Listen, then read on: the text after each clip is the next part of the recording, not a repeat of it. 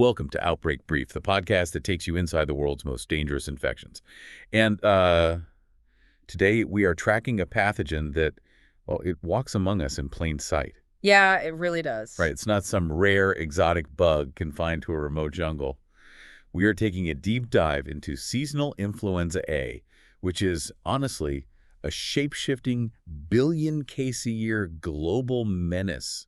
One that is constantly rewriting its own genetic code to evade our defenses. It is. I mean, it's truly a masterclass in evolutionary survival, and the sheer scale of its impact is something, humanity often fails to grasp until we actually look at the raw, unfiltered data. Exactly. I mean, just imagine a pathogen that infects 1 billion people every single year. 1 billion? It's a staggering number. You've probably caught it. You've probably gone to work with it. You probably just shrugged it off and called it, just a cold. But today we're looking under the microscope at a biological assassin. Because out of that 1 billion annual cases, 3 to 5 million result in severe, life-threatening illnesses. And it causes anywhere from 290,000 to 650,000 respiratory deaths every single year. Yeah, and the burden of that mortality is deeply uneven. When you dig into those numbers, a really chilling reality emerges. 99% of deaths in children under 5 years old, specifically those who contract influenza-related lower respiratory tract infections, those deaths occur in developing countries. Wow, 99%. Yes, we're talking about hundreds of thousands of lives lost, largely unnoticed by the global north. That statistic is it's staggering. Okay, let's unpack this. If this virus is killing hundreds of thousands of people annually, why do we treat it so casually? I mean, we hear someone say, oh, I just have the flu, and we don't even flinch. Is it because we're numb to it? Or is the virus itself like a master of disguise? Well, familiarity definitely breeds complacency, right? Because it circulates annually, society just normalizes it. But biologically speaking, this virus is an incredibly sophisticated, highly adaptable piece of machinery. We underestimate it at our own peril. So to understand how it hides in plain sight and, causes so much devastation, we need to look at what this virus actually is. Like, strip it down to its core. What are we actually looking at under a microscope? So we're looking at a member of the Orthomyxoviridae family. It's a single-stranded RNA virus. Visually, it appears as this sort of irregular sphere, and it is minuscule. How small are we talking? Roughly 80 to 120 nanometers in diameter. Tiny. And within this family, there are 4 types, A, B, C, and D. Okay, 4 types. I'm assuming they don't all pose the exact same threat to humans, right? No, they don't. Type D is mostly an agricultural issue. It primarily affects cattle. Okay. Type C does circulate among humans, but it usually causes very mild, almost negligible infections. Type B is more serious. It breaks down into 2 lineages, Yamagata and Victoria, and it does drive seasonal epidemics. But Type A is the true villain of our story here. Type A is the one we worry about. Exactly. Only influenza A viruses possess the unique genetic machinery required to ignite global pandemics. Let's focus on that machinery then, because the sources describe this lipid envelope surrounding the virus, and protruding from it are these spikes. Right, the surface proteins. Yeah, there's the hemagglutinin, or H spike, which has 18 different subtypes. And then there's the neuraminidase, or N spike, with 11 distinct subtypes. How do these spikes actually function during an infection? Do they work together, or do they have completely different jobs? They have very specific sequential jobs. The H protein is responsible for binding. It essentially searches for specific receptors on the surface of your respiratory cells and latches on. They grow old. Right, and it forces the cell to engulf the virus. Once inside, the virus hijacks the host cell's internal machinery to churn out thousands of clones of itself. Just replicating like crazy. Exactly. But those clones are stuck at first. They're tethered to the outside of the dying host cell. That is where the N protein comes in. It acts as an enzyme that cleaves or cuts those tethers, which allows the newly formed viruses to burst out and infect neighboring cells. Okay, so let me make sure I'm visualizing this for you, the listener. It's like H is the lockpick the virus uses to break into our cells in the first place, and N is like a saw it uses to cut its way back out once it's ransacked the place. That captures the mechanics perfectly. The lockpick gets it in, the saw gets it out. But, the most dangerous feature of influenza A isn't actually just on its surface. It's buried inside. Oh, really? Yeah. Unlike most RNA viruses, which have one long, continuous strand of genetic code, Influenza A's genome is broken up into 8 independent segments. 8 separate pieces. Why is it so terrifying? Does it act like a modular weapon or something? Yes, that's exactly what it is. It allows the virus to swap out its parts. In virology, we call it reassortment. Because those 8 segments are separate, if a host cell is infected by 2 different strains of influenza A at the exact same time, those segments can just mix and match. Wow. And this isn't just a human problem. Influenza A has a massive animal reservoir. These viruses circulate constantly in pigs, horses, seals, ducks, chickens, and even whales. Whales? Yeah. That's wild. Okay, so because it can cross species, that modular structure essentially sets the stage for a biological disaster. Precisely. Looking at the history, these crossover events are where humanity nearly loses control. I mean, we saw the 2009 H1N1 pandemic, right? Yeah, Which was so dominant, it just completely replaced the older H1N1 strain that had been circulating for years. We did. And we also saw the reverse in 1998 when a human H3N2 subtype crossed over into pigs, causing widespread and very serious disease in swine populations. Right. But the events that really keep epidemiologists awake at night involve the avian strains. The bird flus. Yeah. The sources highlight the terrifying emergence of H5N1 in southern China in 1997, and later this novel H7N9 subtype, which proved it could jump not just to birds, but to ferrets and pigs. But here's where it gets really interesting, and I want to push back a little. So, If we've had human strains like H1N1 circulating for decades, why does a new avian strain suddenly cause a global panic? Like, why do we suddenly lose control? well, to understand the panic, we have to look at the cellular level of that reassortment process I mentioned earlier. Think of a crowded farm, specifically one with pigs. Pigs are uniquely vulnerable because their respiratory tracts have receptors that can bind to both avian influenza viruses and human influenza viruses. So like a mixing vessel. Exactly. A pig could theoretically catch a bird flu and a human flu on the exact same day. Oh, wow. Both viruses enter the same pig cell. They dissolve and they dump all their genetic material, 8 segments from the bird flu, 8 segments from the human flu, into the same cellular pool. As the hijacked cell starts assembling new viruses, it just grabs segments at random. The genetic slot machine. A slot machine. Yeah. The lever gets pulled, and the cell spits out a brand new hybrid progeny. It might have the H lockpick of the bird flu, but the internal replication speed of the human flu. And because it's a completely new H and N combination, human immune systems have absolutely no defense against it. We're blind to it. Exactly. We have 0 residual immunity because we've never encountered that specific lockpick before, which means the virus encounters no resistance when it jumps from a farm worker back into the general human population. And once that new virus enters the human population, its method of travel makes it almost impossible to stop. Let's talk about how it actually spreads. Sure. The virus is incredibly efficient. It travels primarily via airborne droplet nuclei. A sick person coughs, sneezes, or even just talks, and expels these microscopic viral particles into the air. And it also spreads through fomites, right? Yeah. Contaminated surfaces. Yes, heavily. The virus can survive on a doorknob, a keyboard, a subway pole. You touch that surface, rub your eyes, or touch your mouth, and the lockpick is in. And from the moment of infection, the incubation period is astonishingly short. It usually ranges from 1 to 4 days, with an average of just 2 days before the host actually feels sick. Wait a second, though. I'm looking at the timeline in the sources, and it says adults are contagious a full day before symptoms even start. So you're walking around, shaking hands, going to meetings, thinking you're perfectly healthy, and you're already shedding the virus. That is correct. That stealth transmission is the absolute cornerstone of its evolutionary success. You are a biological vector actively infecting your community before your brain even registers a tickle in your throat. That is terrifying. And the shedding period varies drastically depending on the host. A healthy adult might shed the virus for 5 days after symptoms begin. But children can continuously shed the virus for up to 2 weeks. 2 weeks.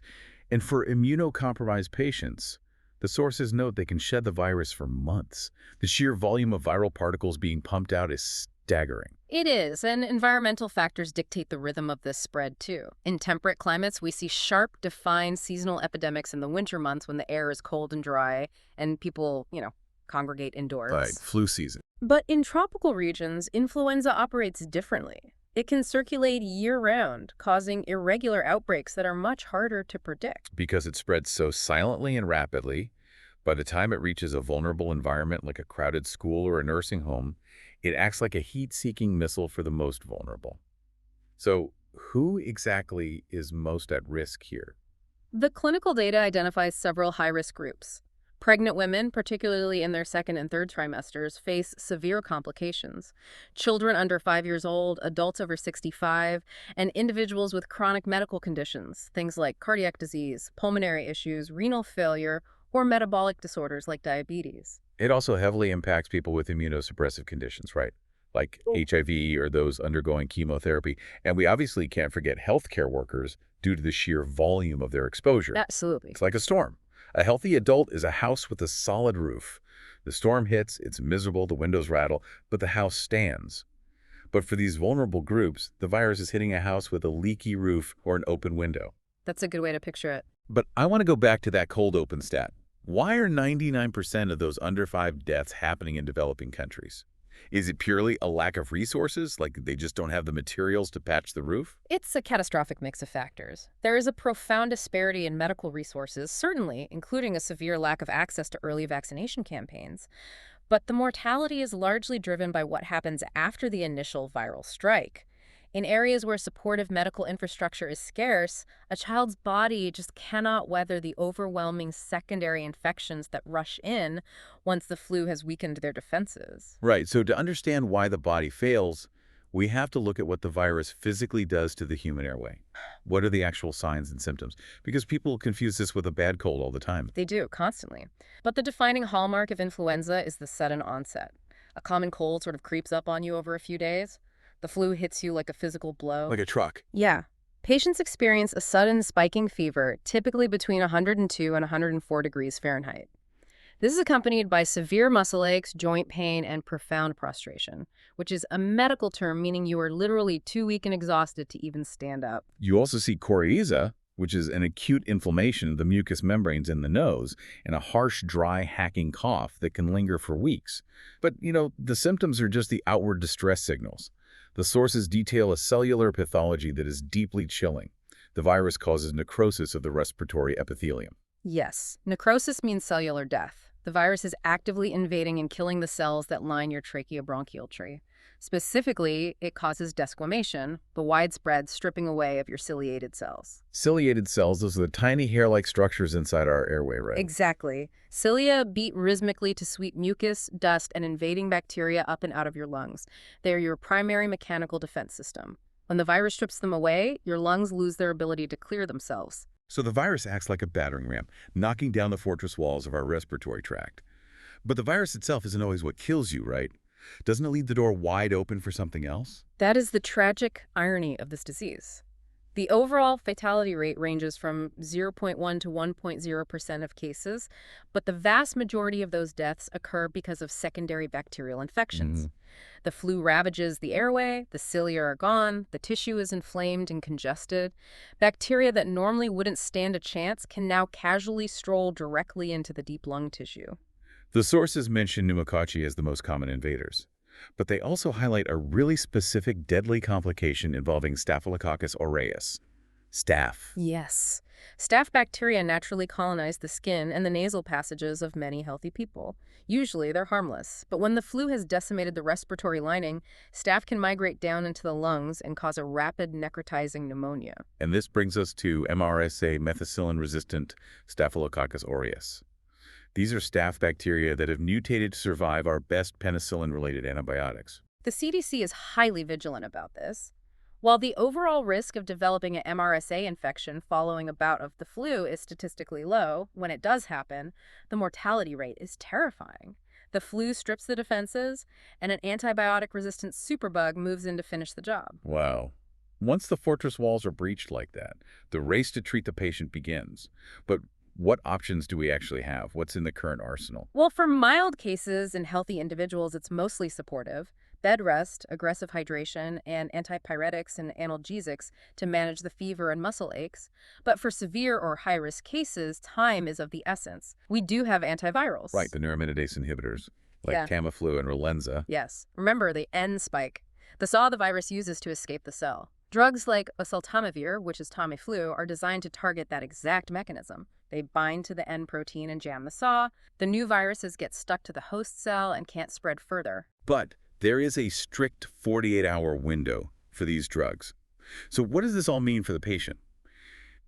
If you wait 3 or 4 days to get Tamiflu, Are you basically locking the doors after the burglar's already inside the house? Unfortunately, yes.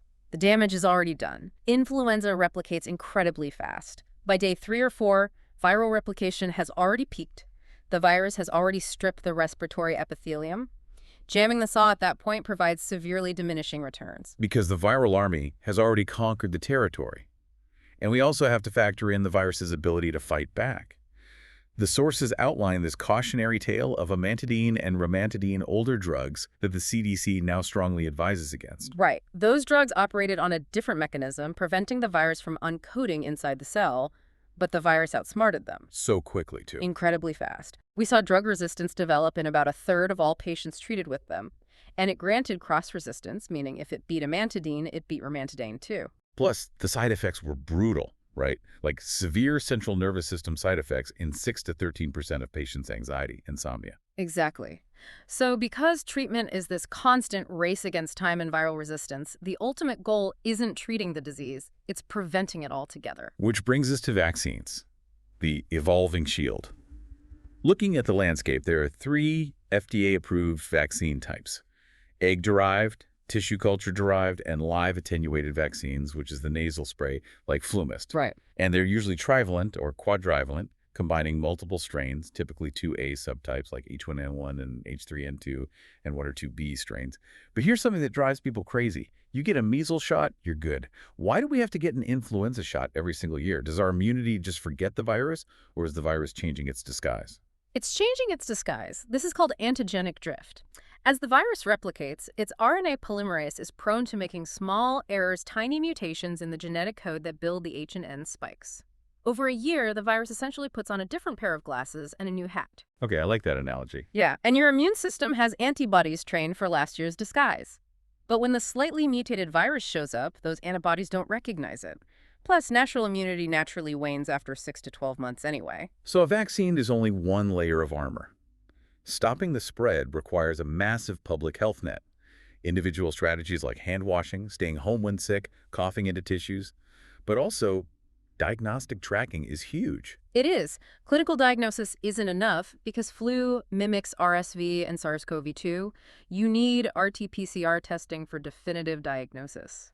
So getting a PCR test isn't just about knowing what pill to take. It's like a neighborhood watch program alerting the global community about which viral disguise is currently circulating. I love that analogy. Uh-huh. Yes, proper collection and lab confirmation are the very first steps in infection control and identifying outbreak clusters early. And this neighborhood watch operates on a massive global scale today. Where are we now with all of this? We rely on the WHO's Global Influenza Surveillance and Response System, or GISRS.